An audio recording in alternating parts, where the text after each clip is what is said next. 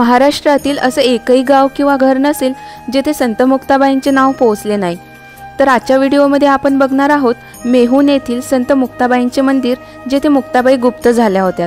तर व्हिडिओ शेवटपर्यंत नक्की बघा आणि व्हिडिओ आवडल्यास लाईक शेअर नक्की करा। उत्तर महाराष्ट्रातील जळगाव जिल्ह्यातील मुक्ताईनगर हे तालुक्याचे गाव। 700 वर्षापूर्वी या गावचे नाव महतनगर होते। मुस्लिम राजवटीत आदिलशहाच्या नावावरून आदिलाबाद, त्याचेच अपभ्रंश एदलाबाद झाले।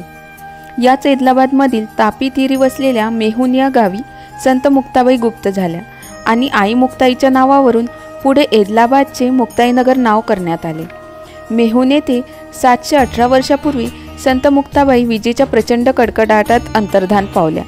ती वीज ज्या ठिकाणी पडली तेथे आई मुक्ताईचे हे प्रशस्त मंदिर आहे।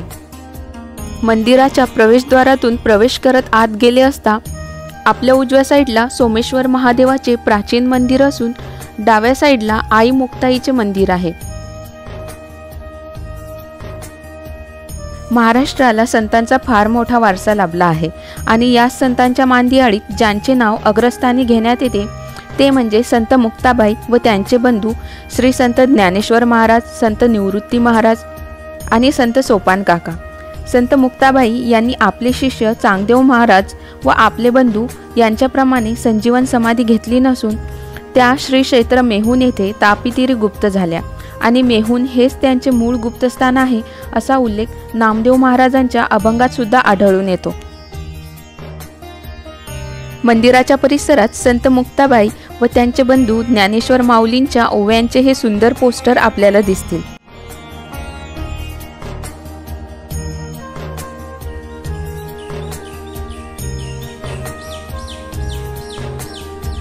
मंदिराच्या परिसरात प्रवेश केला तेव्हापासूनच वेगवेगळ्या पक्ष्यांचे व मोरांचे आवाज सारखे कानी पडत होते।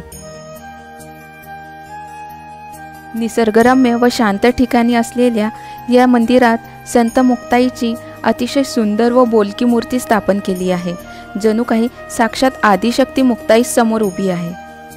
संत मुक्ताबाई ह्या वयाच्या अवघ्या 18व्या वर्षीच लुप्त झाल्यात।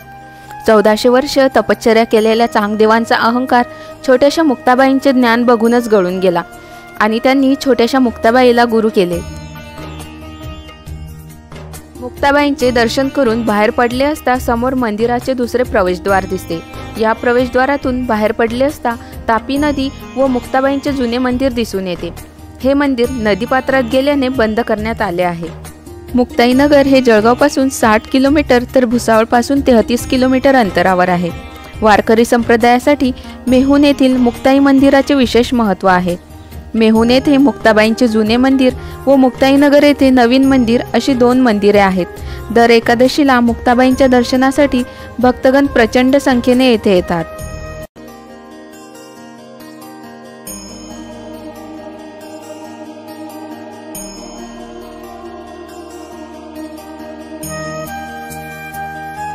तापीची या तीरी महत ग्राम थोर असे सोमेश्वर पुरातन। तर हे आहे तापी तीरी वसलेले प्राचीन सोमेश्वर शिव मंदिर।